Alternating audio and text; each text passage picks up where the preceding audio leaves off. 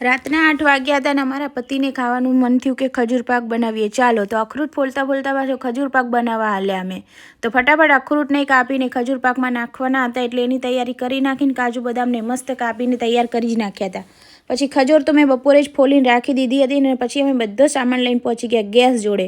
આજે મારા પતિને ખાવો છે ખજૂર પાક એટલે થોડીક તો મહેનત એમને કરાવી પડે ને, એટલે એમને બધું કામ કરવા ચોંટાડી દીધા અને પછી હું લઈ આવી ઘરમાં તપેલું ને એમાં મૂક્યું ઘી નાખીને અમે ગરમ કરી નાખ્યું. ઘી એમાં નાખી દીધા કાજુ બદામ નાખીને એમાં આપણે અખરૂટ નાખવાના હતા. અખરૂટ મસ્ત શેકાઈ એટલે આપણે નાખવાની હતી અંદર દ્રાક્ષ નાખ્યા પછી એને પણ મસ્ત શેકી લેવાની હતી. પછી આપણે ખજૂરને મસ્ત પલાળવાની હતી. હવે આ બધું કામ કરવામાં લાગી થાક અને મારા તો હાથ દુખી ગયા હતા એટલે મેં કીધું ચાલો પતિદેવ તમારે ખાવું હોય તો થોડી મહેનત તો કરવી જ પડશે તમારે પણ.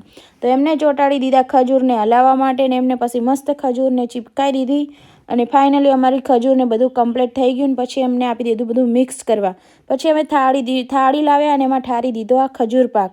તો જોઈ લો અમારો કેવો મસ્ત ખજૂર પાક બનીને છે તૈયાર. તો તમે શિયાળામાં આવો ઘરે બનાવીને ખજૂર પાક ખાજો. તો અમારા વિડીયો જોવા માટે અમારી ચેનલને લાઇક, સબસ્ક્રાઈબ અને શેર કરવાનું ભૂલતા નહીં. તો મળીએ ને